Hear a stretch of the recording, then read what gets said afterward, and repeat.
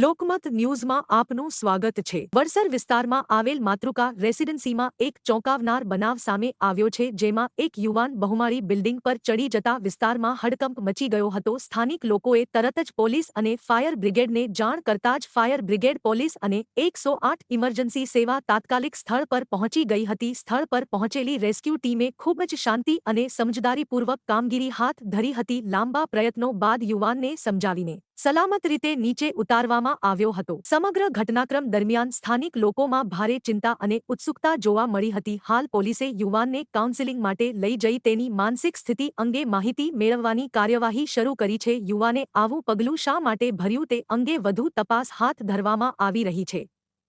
કંઈ નહીં, મારા બોયફ્રેન્ડ બી છે ને મારા હસબન્ડ બી છે। અમે મેરેજ કર્યું છે જી। અમે લોકો એકબીજાની મરજીથી, અમારી મરજીથી અમે લોકો રહીએ છીએ એકબીજા જોડે।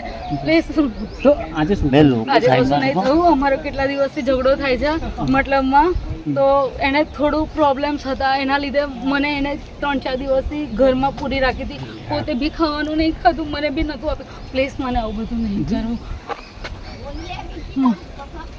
મમ્મી, પ્લીઝ મને નહીં કરું। મારા આકાશ બચી ગયા છે જી જી બસ। એના ઉપર ચડ્યા હતા? હા, એની જાતે છોડે તો ઘરમાં કોઈ નહોતું। ઓકે, હું છે ને ઘર કંકાસ ચાલતો તો હું પોલીસ સ્ટેશન ગઈ હતી અરજી લખાવવા માટે કે મારો ફિયન્સી છે, મતલબ મારો હસબન્ડ છે આકાશભાઈ। તમારું? તરુણા। એટલે તમારી મેટર શું ચાલતી હતી બેન? મેટર કશું નથી ચાલતી।